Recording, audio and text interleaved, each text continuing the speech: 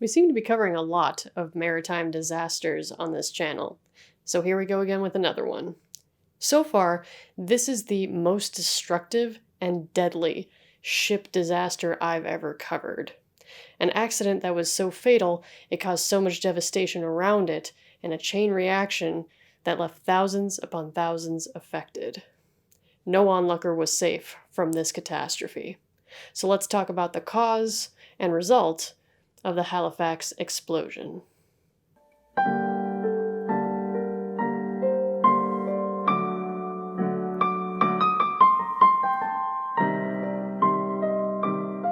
Halifax Harbor was the main assembly point for merchant convoys leaving France and Britain in 1917.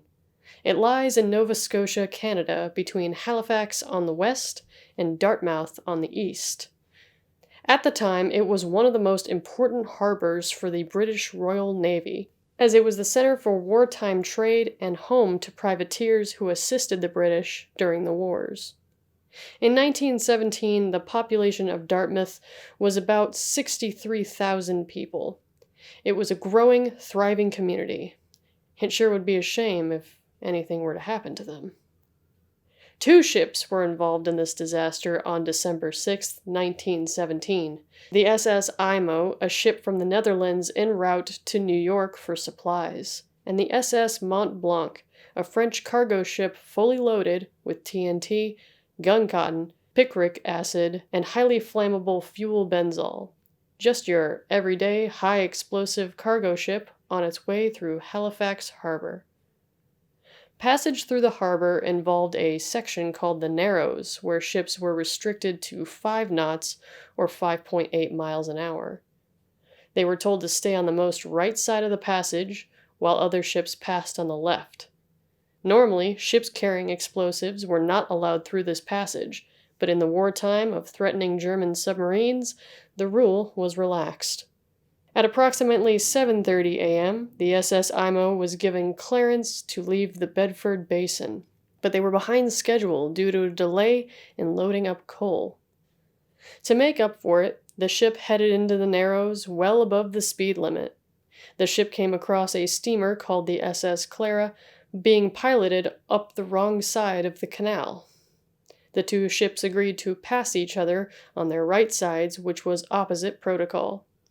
Exceeding the speed limit and now traveling on the wrong side of the narrow passage, it was a setup for disaster. Enter the SS Mont Blanc. The previous evening, harbor pilot Francis McKee had asked for a guard ship or other special protections, seeing as the ship was loaded to the brim with explosives, but no protection was given. It was the second ship to enter the harbor at 7:30 that morning. It headed towards the Bedford Basin on the Dartmouth side of the harbor, keeping a lookout for smaller boats and ferries along the way. Things were going well until Mackey spotted the IMO seemingly headed up the wrong side of the harbor at an alarming speed. Mackey used the ship's whistle to signal that he had the right-of-way, but the IMO gave 2 signals back, meaning it was not going to yield. He tried to signal back and have the IMO halt its engines and veer further into the Dartmouth shore, but again he was met with the 2 signal, no. Nearby sailors gathered around at the sound of the conflicting signals to watch the unavoidable collision. Engines were both cut, but the momentum was still drifting the 2 ships into each other. Trying their best to turn the ships away, they were almost parallel when they made contact. The impact wasn't severe on the Mont Blanc, but this story isn't about minor mishaps, is it? 3 signals from the IMO indicated that it was reversing its engines, but the cargoless ship was jarred into the Mont Blanc's number 1 hold because of this.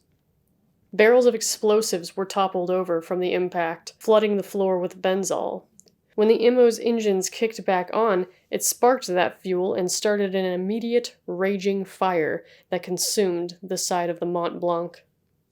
The captain ordered an immediate abandoned ship, as it was not a ship that could be saved, and the explosion was imminent. Crew took the lifeboats and left the burning ship as it continued to drift towards the shore.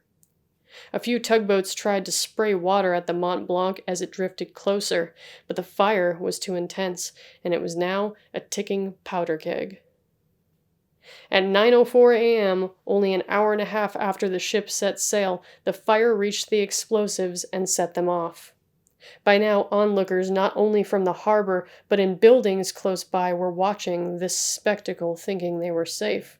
But as the explosives tore the ship apart, it sent shrapnel flying at more than 1,000 meters per second.